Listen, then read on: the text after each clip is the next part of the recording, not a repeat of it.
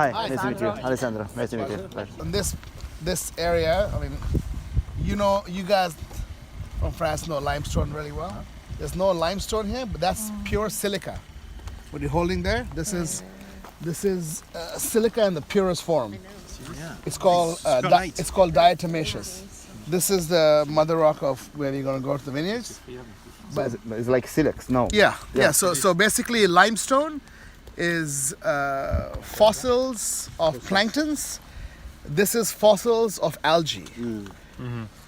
It's but no calcium here, so the pH is not not as alkaline. It's like more in basic 7, not like 8 like in champagne. So you have the same effect, but you have the same texture in the wine, but you don't have. So of course it's also the water holding capacity is good, but not like limestone. The reason it doesn't rain here as much as this is all maritime. The ocean is straight that way, and this one hill is the most unique in all the area here. So this is the mother rock. We're gonna go around the corner, and the vineyards are on top of this. This is the basic rock of the mother rock of the Morocco. The thing is, you want this this is the mother rock. It's not on top because the vines don't hold. This doesn't hold water, but only if it's heavy, then it holds the water. Like if you take this, throw water in it, it'll absorb it and become. If it rains here, this becomes brown. So it absorbs all the impurities, and it also layers. So you can if you put water in it, it's almost like it becomes like shingles, So this is the mother rock of silex. Then the other soil we have here is shale, which is compressed mudstone. Like you have shale. Shale is the precursor of the next is you have clay, you have shale, and then it goes up to schist. But in the middle you have the slate. So slate is the same. It's basically the mother rock is clay. And then that's layered with that becomes silex. What's the effect on the wine? It's below. This is all a decomposed quartz, and you can see it's all pure diatomaceous. And then on the other side, on the northern part, there's more vineyards there, and that's mostly sand. This is La Cote. So it's all. This is here's. The bedrock is all shale. Yeah. So these are Sangiovese grapes that we dried. We picked them in September and we dried them in little baskets. And after doing this for many years, we figured out that the drying conditions here in California are really favorable. So for instance, like in the Veneto or even in Chianti during the winter, it's rainy, cold, high humidity. The grapes dry very slowly. But here they dry really well. So you can get extremely like raisins basically. So what we do is we then rehydrate with a little bit of Vinsanto from the previous year, and then that gets fermented in small acacia barrels.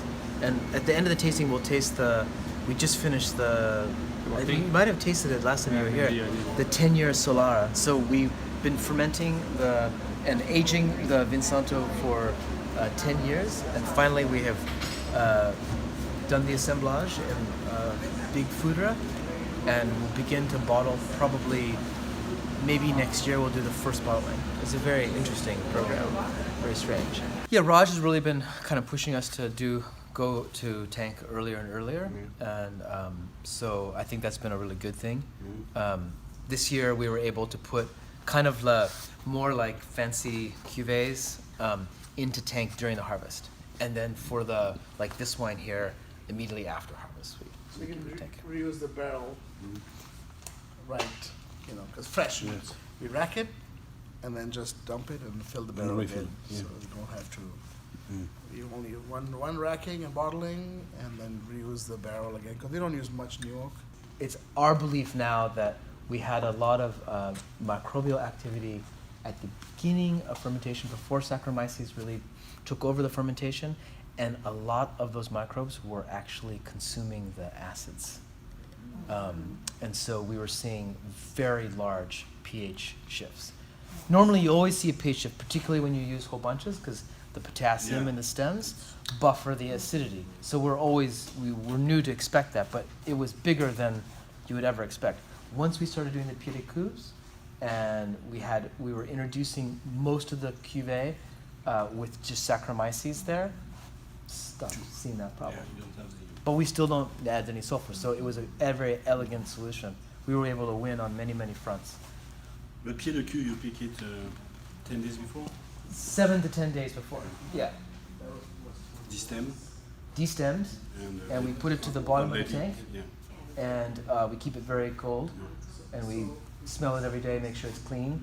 And once we see a nice fermentation, we go back to the vineyard, pick all the whole bunches, and throw them on top. Yeah. Works. I mean, it took us it's embarrassing. It took 20 years for me to figure that out. But you know, and it's an ancient. You just put the harvest on the top of the Pied de Cue. Yeah. You don't inoculate with the Pied de Cue. No. So every tank. Has his own Pied de Cue. Every tank has its Same own So, yeah, we don't transfer everything To make a Pied de Cue, that's exactly from the same vineyard, same parcel. So in 15 we used a smaller quantity. And maceration, Arnaud? In 16 we did Total bigger quantity. So now we're between half a ton to 1 ton. what's this? Depends. Santa Rita, where the closer you are to the ocean, it's much, much cooler. So just 1 mile difference in vineyard, you're talking about a completely different climate, and then usually different soils. But in Oregon, you have to be 100 miles before you're in a different climate and you're in a different soil. Unfortunately, the only person who really promotes those anymore is Dominus.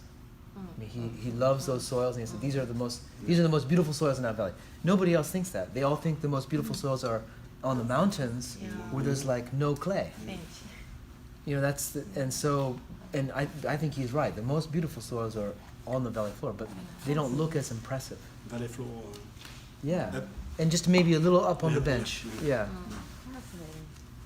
but that's not what now. It's so everyone wants to talk about like, Pritchard Hill where Colgan is, and Ovid, and because you're high up, you have beautiful views, you have very shallow soils, but you have to irrigate much more up there. On the valley floor, they can almost dry farm because they have water. In Italy, everything's planted on hills. Like Romans never planted on flat ground. Yeah. So it's just a total flip.